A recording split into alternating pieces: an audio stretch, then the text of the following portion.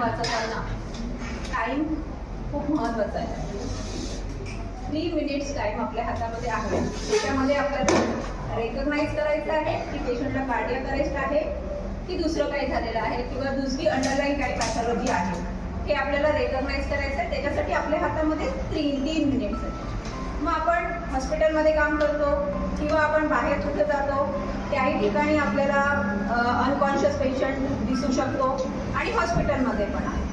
तर हे 2 अल्गोरिदम म्हणजे गाईडलाईन ज्या तयार केलेल्या आहे, इंडियन रिससिटेशन गाईडलाईन ज्या आहेत त्या म्हणजे BCLS, COLS अशा आहेत.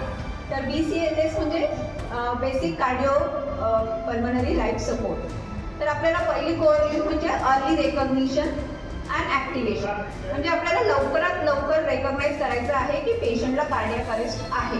म्हणजे काय, तर पेशंटचं हार्ट बंद पडलेलं आहे, श्वासाची गती थांबलेली आहे आणि त्या पेशंटला आपल्याला वाचवायचं आहे आणि त्याच्याबरोबर आपल्याला त्याचा आउटकमही वाढवायचा आहे. आउटकम म्हणजे त्याचा ब्रेन पण ॲक्टिव्ह राहायला पाहिजे, तो जिवंत राहायला पाहिजे. फक्त हार्ट चालू करून चालणार नाही आहे, आपल्याला ब्रेन पण ॲक्टिवेट करायचा आहे. हार्ट चालू झालं तरीसुद्धा कधी कधी पेशंट वाचलेला असतो पण ब्रेन त्याचा डॅमेज झालेला असतो, कारण आपण जर CPR लवकर दिला नाही तर अर्ली रेकग्निशन अँड ॲक्टिव्हेशनमध्ये आपल्याला काय करायचं आहे, तर आपल्याला बघायचं आहे की आपण आधी पेशंट आपल्या समोर पडला आहे, either in the hospital or outside the hospital. तुम्ही हॉस्पिटलमध्ये काम करता आहात, OPDमध्ये काउंटरला बसलेले आहात, अचानक पेशंट तुमच्या समोर कोलॅप्स झालेला आहे, त्यावेळेला काय करायचं. आणि तुम्ही जेव्हा बाहेर आहेत, रस्त्यावर काही ॲक्सिडेंट झालेला आहे किंवा मॅरेथॉन चालू आहे, मॅरेथॉनमध्ये कोणी पेशंट पडला आहे, तर त्यावेळेला तुम्ही काय ॲक्टिव्ह करायला पाहिजे त्याच्यासाठी हे ट्रेनिंग आवश्यक आहे. आणि हे ट्रेनिंग जर घेतलं तर तुम्ही ते इम्प्लिमेंट करू शकाल की पेशंटला कसं वाचवलं पाहिजे with good outcome. Good outcome हा फार महत्त्वाचा आहे, कारण त्यांचा ब्रेन ॲक्टिव्ह राहायला पाहिजे. त्याच्यासाठी आपण स्वतः सेल्फिश बनलं पाहिजे.